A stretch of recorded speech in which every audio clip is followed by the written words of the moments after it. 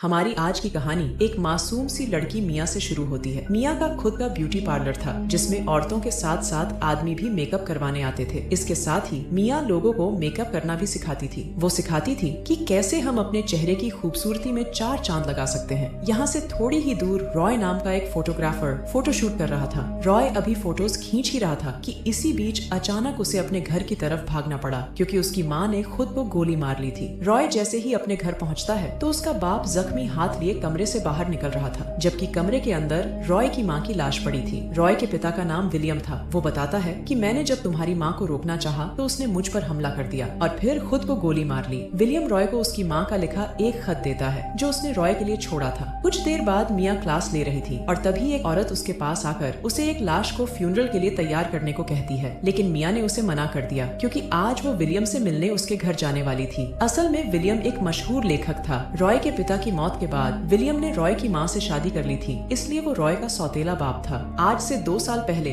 जब एक इंटरव्यू के लिए विलियम अपना मेकअप करवाने मिया के पार्लर में आया था तो उसे मिया का काम बहुत अच्छा लगा था। बस तभी से इनकी दोस्ती हो गई थी। थोड़ी देर बाद मिया विलियम के घर पहुँच जाती है। उसे लग रहा था कि विलियम ने उसे पानी निकालने के लिए बुलाया है, जबकि ऐसी कोई बात नहीं थी। जल्दी ही मिया को पता चल गया कि विलियम तो उससे अपने मरे हुए बेटे रॉय का मेकअप करवाना चाहता है। बिखरती उम्मीदों को संभाल कर वो रॉय को तैयार करने लगी। खुद को अच्छा महसूस करवाने के लिए वो लाश से बातें करने लगी, उसे अपने दुखड़े सुनाने लगी और इसी बीच उसे एहसास हुआ कि जैसे रॉय जिंदा हो। जब वो इस बारे में विलियम को बताती है तो वो उस पर यकीन नहीं करता, लेकिन जल्दी ही रॉय ने अपनी आंखें खोल ली, जिसे देखकर विलियम हैरान हो गया। मिया को लग रहा था कि उसके मेकअप से रॉय जिंदा हुआ है, जबकि रॉय तो मरा ही नहीं था। वो तो अपनी माँ को मरा देखकर सिर्फ बेहोश हुआ था। अपनी बीवी के खुदकुशी करने से विलियम सदमे में था, इसलिए उसने गलती से रॉय को मरा हुआ समझ लिया था। 6 महीने बाद रॉय रेलवे स्टेशन पर खड़ा विलियम का इंतजार कर रहा था, जो किसी काम से बाहर गया हुआ था। जल्दी ही विलियम आ जाता है और दोनों बाप बेटे घर की तरफ चल पड़ते हैं, लेकिन घर जाने से पहले वो मिया से मिलते हैं जो विलियम की प्रेमिका बन चुकी थी। ऐसे ही एक दिन विलियम से मिलने उसकी एक दोस्त ईवा आती है। ईवा एक टीवी शो चलाती थी जिसमें वो अजीबो गरीब घटनाओं पर बात करती थी। दुनिया में होने वाली अजीबो गरीब चीजें टीवी के जरिए लोगों तक पहुंचाती थी और आज भी इसी काम के सिलसिले में वो यहाँ आई थी। असल में वो रॉय के पुराने घर में शूटिंग करना चाहती थी। वो चाहती थी कि इस काम में विलियम उसकी मदद करे, लेकिन वो ये बात रॉय से छुपाना चाहती थी। विलियम के पूछने पर वो बताती है कि मैं और रॉय एक दूसरे से प्यार करते थे, मगर हमारा रिश्ता ज्यादा दिन टिक नहीं पाया, इसलिए हम दोनों अलग हो गए। ईवा को विलियम के साथ देखकर रॉय उसे ईवा से दूर रहने को कहता है, क्योंकि रॉय की नजर में ईवा एक पागल औरत थी। एक दिन रॉय मिया को एक रिंग देकर शादी के लिए पूछता है, जिस पर मिया उसे टालने लगती है। असल में रॉय और विलियम दोनों ही मिया से प्यार करते थे, जबकि मिया को सिर्फ विलियम पसंद था और रॉय इस बात से बेखबर था। मिया उसका दिल नहीं दुखाना चाहती थी, इसलिए वो उसे अपने और विलियम के बारे में कुछ नहीं बताती, मगर मिया ने अपनी एक सहेली को सब कुछ बता रखा था, क्योंकि मिया उससे कोई बात नहीं छुपाती थी। मिया के घर जूही नाम की एक लड़की काम करती थी, जिसके जज्बात तो जनाना थे, लेकिन शक्ल पूरी मर्दाना थी। ऐसे ही एक शाम रॉय बातों बातों में मिया को ईवा के बारे में बताता है और उसे उसके शो भी दिखाता है, जिन्हें देखकर मिया और जूही दोनों ही हैरान होने लगती है। जूही का जेरी नाम का एक छोटा भाई था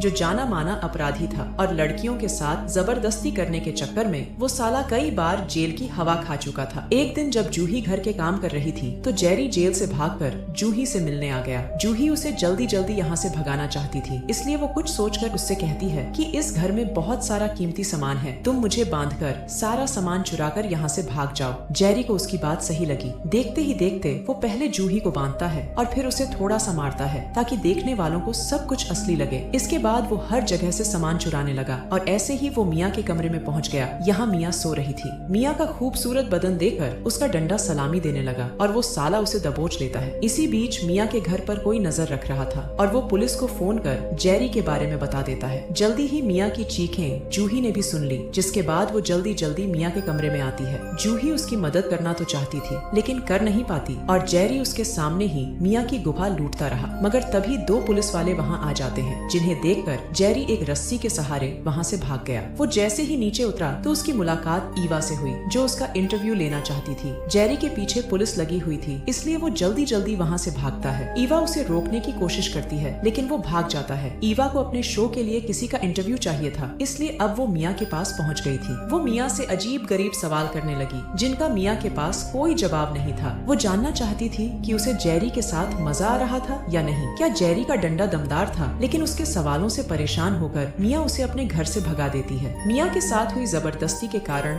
जूही परेशान थी, लेकिन नौकरी खो देने के डर से उसने चुप रहने का फैसला कर लिया। मिया इस वक्त सिर्फ विलियम से मिलना चाहती थी। वो जब विलियम से मिलने पहुंची तो उसे पता चला कि उसकी खास दोस्त का भी विलियम के साथ चक्कर चल रहा है, और हद तो तब हो गई जब इन्हें पता चला कि विलियम इनके अलावा किसी और के साथ भी पानी निकालता है। शाम को रॉय मिया से मिलने आता है। मिया को देखकर ऐसा लग रहा था कि जैसे उसके साथ कुछ भी गलत नहीं हुआ, जबकि रॉय उसके लिए परेशान हो रहा था। इसी बीच मिया उसे बताती है कि हमारे घर पर कोई नजर रख रहा है और उसी ने पुलिस को फोन कर यहाँ आने को कहा था। रात को जब ये दोनों ईवा का शो देख रहे थे तो दोनों की आंखें खुली की खुली रह गईं, क्योंकि ईवा के शो में मिया के साथ हुई जबरदस्ती की वीडियो दिखाई जा रही थी। पहले तो मिया को कोई फर्क नहीं पड़ा, लेकिन जब उसने अपना और जेरी का चेहरा टीवी पर देखा तो वो फूट फूट कर रोने लगी। वो ईवा पर केस करना चाहती थी, लेकिन रॉय मना करता है। वो उसे समझाता है कि ऐसा करने से तुम्हें कुछ हासिल नहीं होगा, उल्टा तुम्हारी और ज्यादा बदनामी हो सकती है। कुछ देर बाद विलियम ईवा को फोन कर पूछता है कि उसे मिया की वीडियो कहाँ से मिली, मगर ईवा उसे कुछ नहीं बताती।